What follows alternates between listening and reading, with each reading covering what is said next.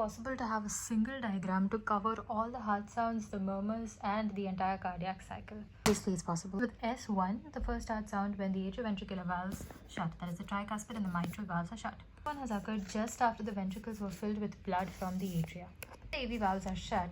The volume of blood in the ventricles remains constant, but the ventricles are still contracting to try to push the blood out even though all the valves are shut.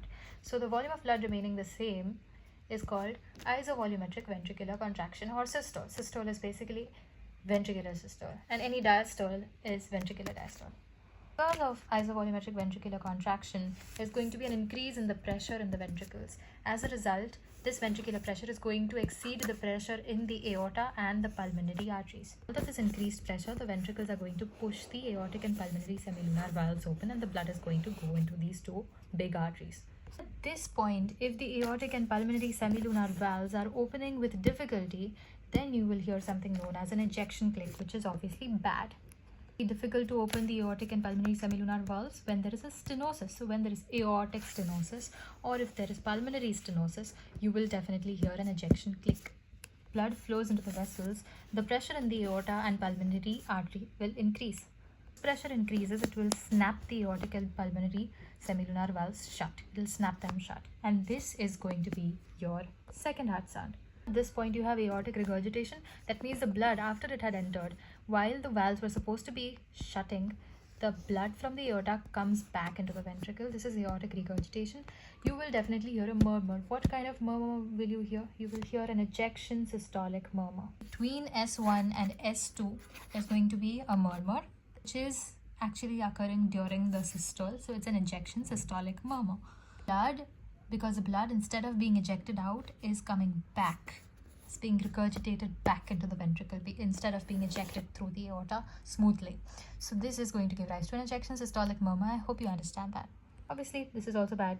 It's going to be a crescendo decrescendo murmur. That is, it will increase in intensity and then it will decrease in intensity. This is what it will look like. So here it is at the low-pitched. It is a low-pitched murmur and it is heard at the base of the heart. It happens after S2.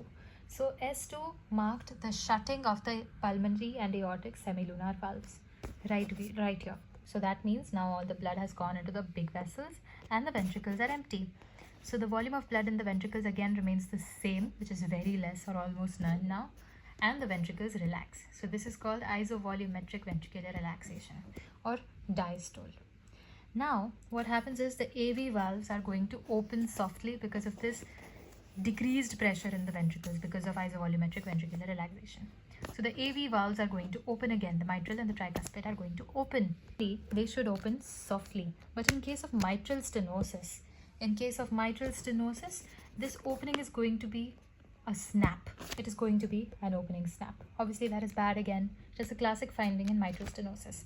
In early diastole and early ventricular relaxation, you will see an opening snap, and that is mitral stenosis. Once the AV valves have opened and the blood is coming from the atria into the ventricles, it should ideally be a smooth and a soft process.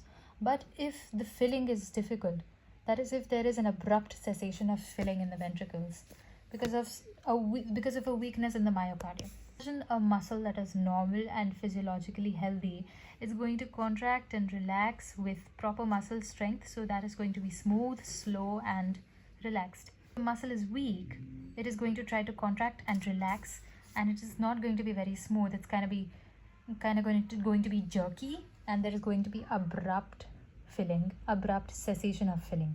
So this happens wherever the heart is weak. For example, in infants, in pregnant women, in cases of heart failure or mitral regurgitation, and early diabetes mellitus. So when that happens, this is going to give rise to a sound known as the S3 heart sound or the S3 gallop. S3 basically happens during the time of ventricular filling. The first ventricular filling after the opening of the AV valves is marked by the S3 heart sound. Normally you don't hear this heart sound, but in case of a weak heart, like I told you, you will definitely hear it. S3 comes S4. S4 is heard when the ventricles that are receiving this blood are stiff. So if there is some sort of a restriction or some sort of a stiffness or a thickening or left ventricular or right ventricular hypertrophy, you will definitely hear an S4 heart sound. S4 is not because of the ventricles per se, it is because of the contraction of the atrial musculature. Obviously, if it is going to be difficult to fill blood in the ventricles, the atria are going to try and contract harder to push that blood here. So because of that harsh contraction of the atrial musculature, you will hear an S4 heart sound. And your cycle will continue all the way from S1 again. I hope you understood that.